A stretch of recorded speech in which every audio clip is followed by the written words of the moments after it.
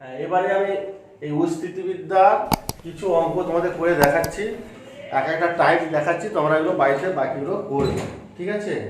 তো প্রথমে সেট ওয়ানের আমি তোমাদের দেখাচ্ছি একটা অঙ্ক। ধরো একের অঙ্কটাই দেখাচ্ছি। এই রূপোর আপেক্ষিক গুরুত্ব 10.5 হলে সিজিএস পদ্ধতিতে এবং এসআইতে রূপোর ঘনত্ব কত হবে? তো রূপোর আপেক্ষিক গুরুত্ব দেওয়া আছে,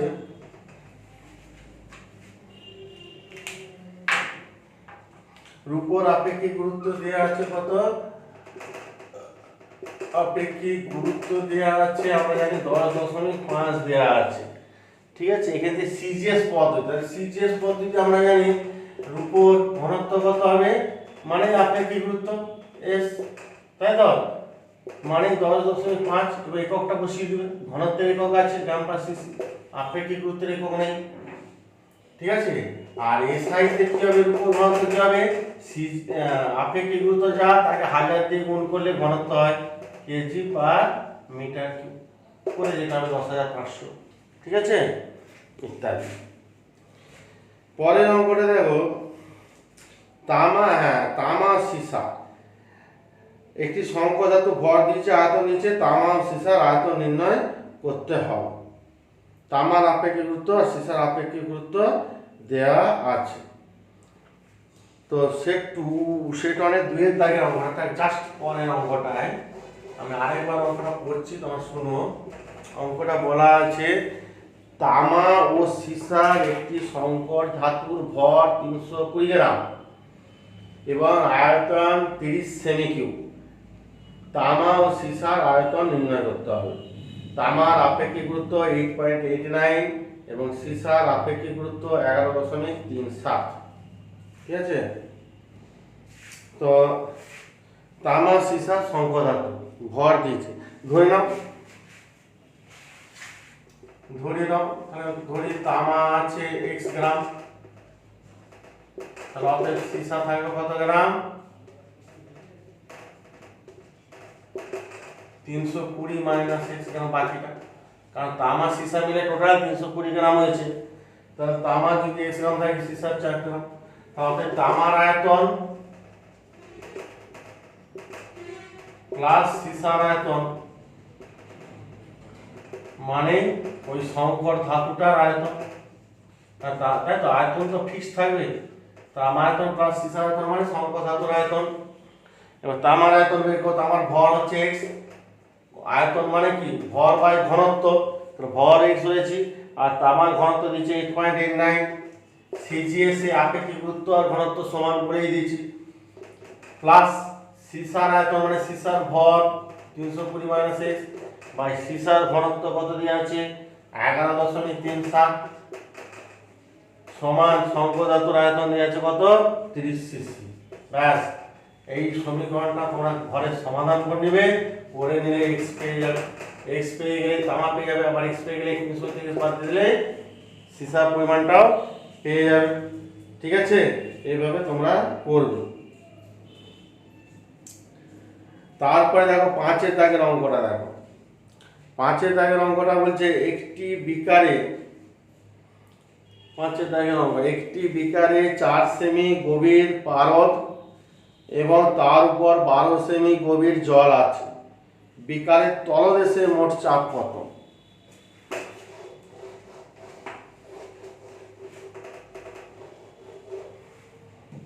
পাঁচের দাগের অঙ্কটা বলছে, একটি বিকারে এরকম 3টে জিনিস আছে। এটা প্রথমে কি আছে, 4 সেমি গভীর পারদ, মানে পারদরা আছে, এটা পারদ মার্কার 4 সেমি, আর 12 সেমি গভীর জল, 12 সেমি গভীর জল আছে, এটা জল, এটা মার্কারি আছে। তার উপরে কি আছে, এটা বায়ুমণ্ডল আছে, বায়ু, তা বায়ুমণ্ডলের চাপটাও দেওয়া আছে কত 76 সেমি পারস্তম্ভের চাপ, 76 সেমি এসি, ঠিক আছে? এই 3টে জিনিস আছে। তার তলদেশের মোট চাপ, তাহলে বিকারের তলদেশের মোট চাপ তোমার 3টে আছে, তাহলে 4 সেমি নিচে কি আছে পারস্তম্ভের চাপ, প্লাস 12 সেমি কি আছে জল আছে, জলস্তম্ভের চাপ, প্লাস পুরো বায়ু আছে, বায়ুর চাপ কত 76 সেমি পারস্তম্ভ করেছে, পারস্তম্ভ মিলে গেল, আর 76 চারে কত 80 সেমি পারস্তম্ভ প্লাস 12 সেমি জলস্তম্ভটাকে 12/13.6 দিয়ে ভাগ করে দাও, এত সেমি পারস্তম্ভ হয়ে যাবে, তাই না?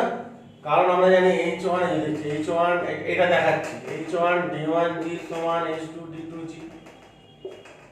এখানে আমি জল যদি ব্যবহার করি, জলের হচ্ছে 12 সেমি, জলের ঘনত্ব 1 সমান পারদের উচ্চতাটা জানি নি, কিন্তু পারদের ঘনত্ব 13.6। তাহলে এখান থেকে দেখো 12 সেমি জল মানে H2 সেমি পারস্তম্ভ, তাহলে H2 সমান কত 12/13.6। দেখছো, তাই করেছি। এই জলস্তম্ভ থেকে আমি পারস্তম্ভে আনছি, তাহলে জলস্তম্ভ থেকে পারস্তম্ভে আনতে গেলে পারদের ঘনত্ব দিয়ে ভাগ, ঠিক আছে? তাহলে দেখো টোটাল কত হলো 80 প্লাস 12/13.6 এত সেমি পারস্তম্ভ হয়ে গেল। আর তুমি পারস্তম্ভের চাপ রাখো, সেই পারস্তম্ভের চাপকে তুমি যদি ডিএতে আনতে চাও, দায়ের পাশ সেমি স্কয়ারে এটা হচ্ছে H ইনটু ডি ইনটু জি করে দিবে, এত দায়ের পাশ সেমি স্কয়ারে চলে আসবে। ক্লিয়ার? এখানে তলদেশ আমরা তিনটে আছে, তিনটে চাপ, টোটাল চাপটা বের করতে হবে।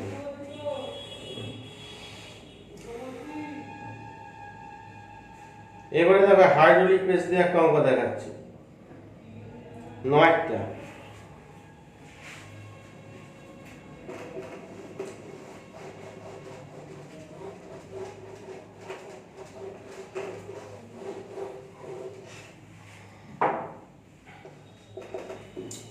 হাইড্রোলিক প্রেস দেওয়া, একটি হাইড্রোলিক প্রেসে বড় এবং ছোট পিস্টনের ব্যাস দিয়েছে, ঠিক আছে? বড় পিস্টনের ব্যাস আর ছোট পিস্টনের ব্যাস দিয়েছে। ছোট পিস্টনে কি পরিমাণ বল প্রয়োগ করলে বড় পিস্টনে 39,690 নিউটন ঘাত উৎপন্ন হবে? 9 দাগের অঙ্ক, একটি হাইড্রোলিক প্রেসের বড় এবং ছোট পিস্টনের ব্যাস যথাক্রমে একটা বড় পিস্টনের ব্যাস 45 সেমি দেওয়া আছে আর ছোট পিস্টনের ব্যাস 5 সেমি দেওয়া আছে।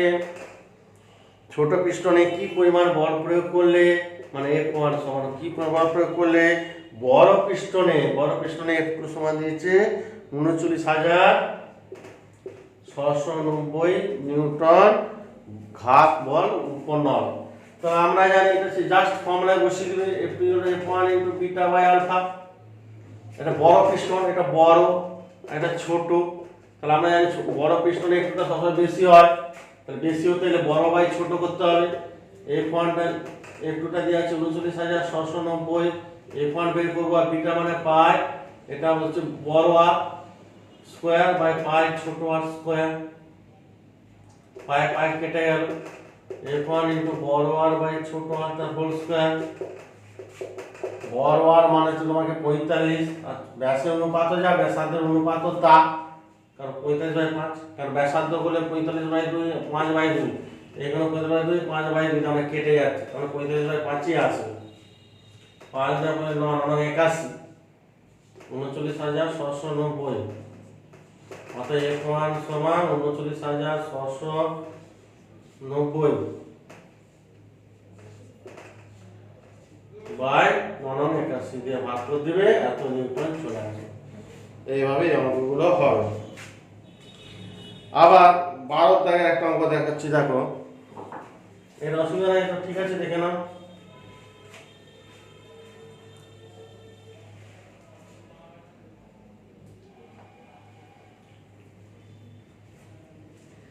একটি হাইড্রোলিক প্রেসের 12 দাগের অঙ্ক, একটি হাইড্রোলিক প্রেসের দুটি পিস্টনের ব্যাসের অনুপাত দিচ্ছে 16:3 এবং তার লিভারের দুই বাহুর অনুপাত দেওয়া আছে 9:4। তাহলে প্রেসের যান্ত্রিক সুবিধা কত? এটা 12 দাগের অঙ্ক।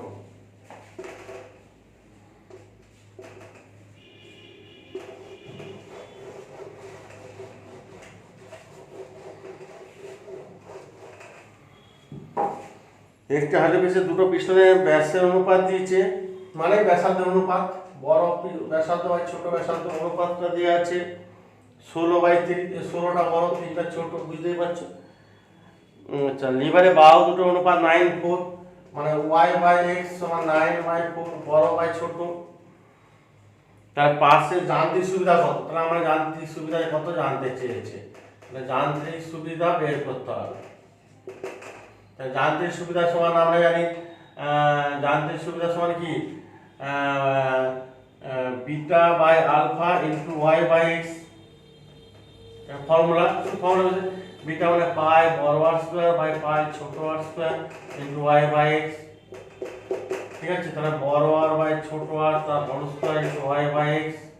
বড় আর বাই ছোট দিচ্ছে 16/3, 16/3 তার whole square into y by x. 3 দিয়ে 9 কেটে গেল, 4 4 64/1।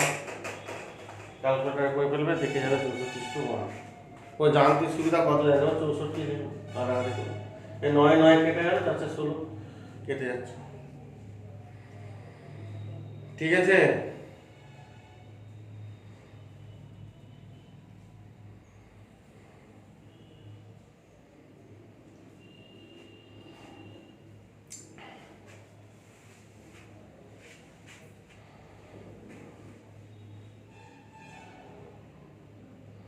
ষোলোর জায়গার অঙ্কটা দেখাচ্ছি, দেখো 16।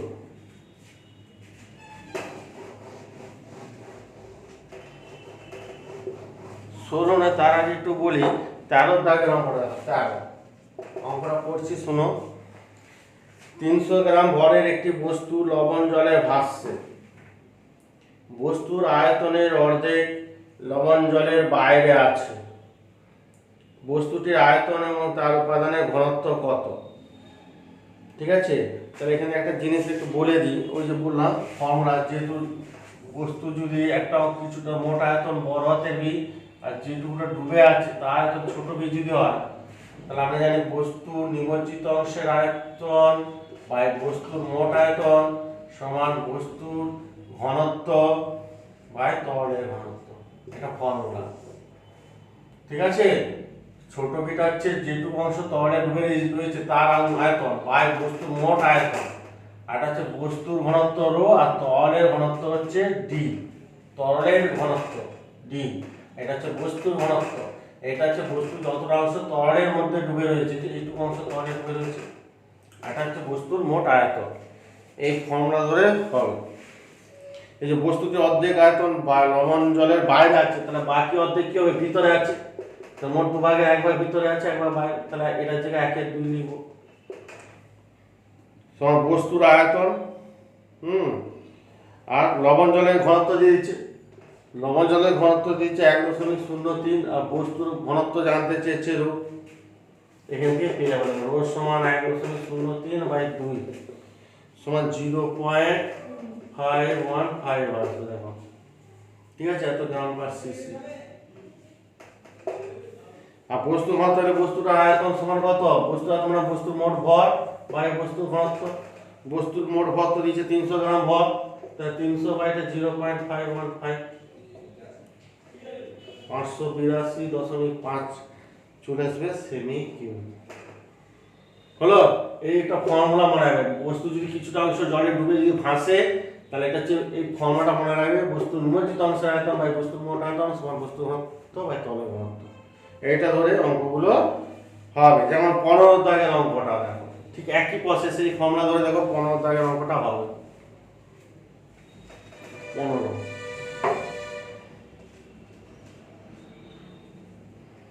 একটি লোহার টুকরো পাওয়াদের মধ্যে ভাসছে। টুকরোটি 5/4 পাওয়াদের নিচে আছে। তার মানে পাওয়াদের মধ্যে 9 ভাগের 5 ভাগ পাওয়াদের মধ্যে রয়েছে।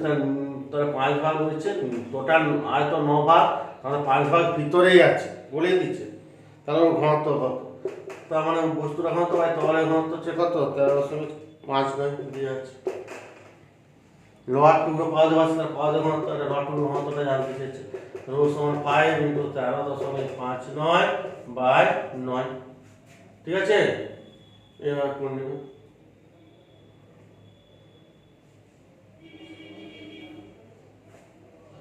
ঠিক আছে, এটা 7.55 আসবে। 7.55 গ্রাম পার সিসি। খুব ইজি অঙ্ক, মোটামুটি তোমরা সব নিজেরা পারবে। ঠিক আছে, 16 দাগের অঙ্কটা দেখো। একটি সুতো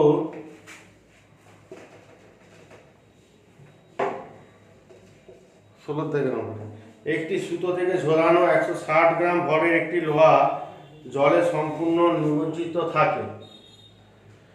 যদি লোহার আপেক্ষিক গুরুত্ব 8 হয় তাহলে সুতোর টান নির্ণয় করো। এটা একটু দেখাচ্ছি, দেখো।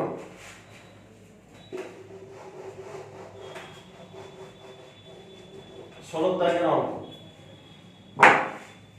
একটি সুতো থেকে ঝুলানো 160 গ্রাম ভরের একটি লোহা জল সম্পূর্ণ নির্মিত আছে। সুতোতে একটা জলের মধ্যে ডুবিয়ে দেওয়া আছে, সুতো থেকে এরকম জলের মধ্যে ডুবিয়ে দেওয়া আছে।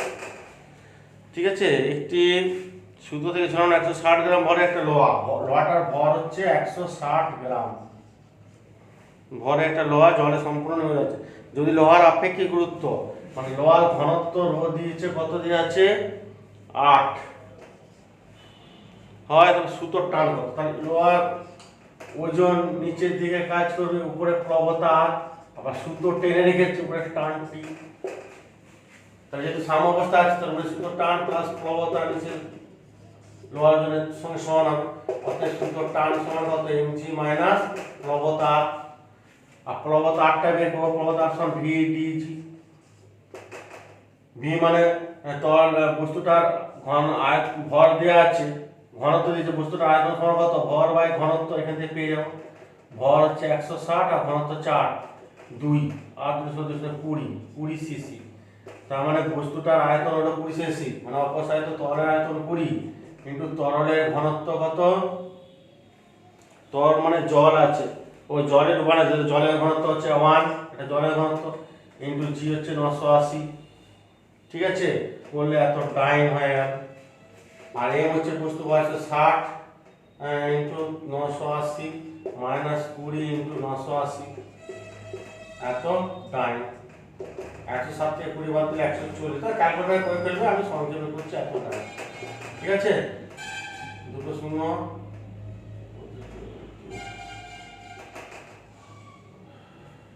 9 14 6 126 27 37 এরকম একটা হবে। হ্যাঁ, 1 3 7 2 1 3 7 2 2 শূন্য। হ্যাঁ ঠিক আছে, এত টাইম। এই অঙ্কটা ভাবে তোমরা এই অঙ্কগুলো সব করবে। ঠিক আছে,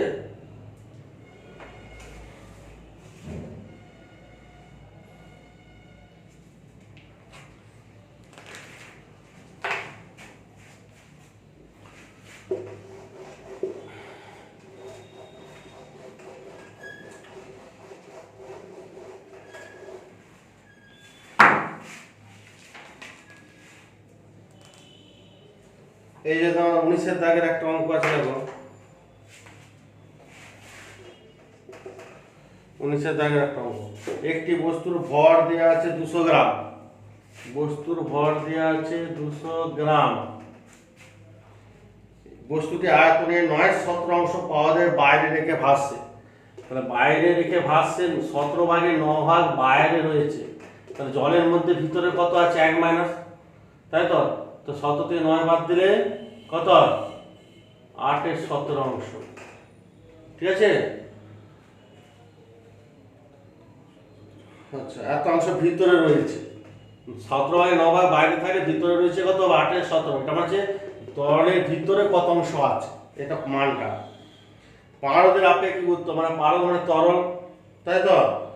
তরলটার ঘনত্ব দিয়ে যাচ্ছে কত? 13.6। বলে বস্তুটি আপেক্ষিক মানে বস্তু ঘনত্ব কত জানতে চাইছে। তো একই জিনিস আমরা জানি, বস্তু নিমজ্জিত অংশের আয়তন বাই বস্তু মোট আয়তন সমান বস্তু ঘনত্ব বাই তরলের ঘনত্ব। ঠিক আছে, তো এখানে বস্তু নিমজ্জিত অংশ 8/17 সমান বস্তু ঘনত্ব বাই তরলের ঘনত্ব 13.6। এখান থেকে আমরা সমান পেয়ে যাব 8 ইন্টু 13.6 বাই 17। ঠিক আছে, এখান থেকে আমরা পেয়ে যাব। এই অঙ্ক মোটামুটি করতে পারবে। 19-এরটা হয়ে গেল, 20টাও একই, 21-এরটাও তাই, 22 23 এবার সব একই টাইপের অঙ্ক মোটামুটি তোমরা ঘরে দেখে নেবে। আর উদাহরণে অনেক অঙ্ক করা আছে, এই উদাহরণের অঙ্কগুলো দেখবে, হ্যাঁ, এমসিকিউগুলো দেখবে। ঠিক আছে, হটসগুলো আছে, ভালো করে দেখে নেবে। তাহলে হটসগুলো প্রশ্নোত্তরগুলো সব দেখে নেবে। ঠিক আছে।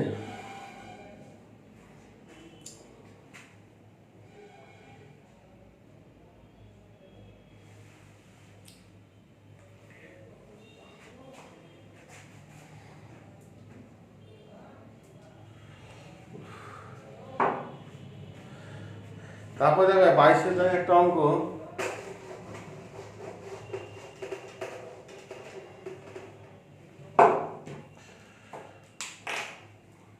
সেট 2/22 বলছে একটি কর্কের ঘনত্ব দেওয়া আছে রো সমান 0.8 গ্রাম পার সিসি। একটি কর্ক জলের তলায় নিয়ে গেল, তাহলে দেখাও যে কর্কটিকে জলের তলায় ছেড়ে দিলে G/4 ত্বরণ উপর দিয়ে উঠবে। কর্ককে জলের তলায় ছেড়ে দিলে ওজনটা mg, উপরে প্লবতা r, এটা বেশি হচ্ছে সেটা ত্বরণে উঠছে। তাহলে অ্যাকর্ডিং টু কন্ডিশন শর্তানুযায়ী তাহলে আরটা বড় r - mg সমান m, আর এটা কত দেওয়া আছে, কত ত্বরণ দেওয়া আছে G/4, এই ত্বরণে উঠছে, এটা আমাকে দেখাতে হবে। ঠিক আছে, তাহলে আমরা কর্কের উপর কি আছে, কর্কের আয়তন যদি v ধরে নিই, তাহলে কর্কের প্লবতা সমান কত, v ইনটু জলের মধ্যে আছে তো 1 v dg, তো ফর্মুলা v ইনটু d এর জায়গায় 1 ইনটু g সমান vg।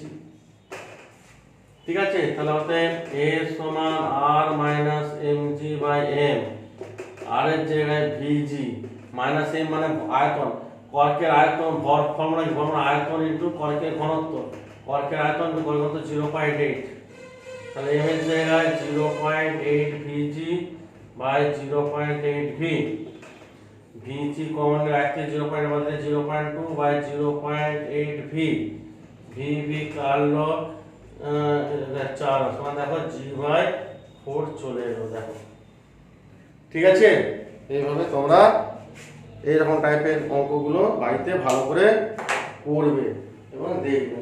ওকে, ঠিক আছে, ঠিক আছে, রাখছি, ভালো থেকো, ভালো করো।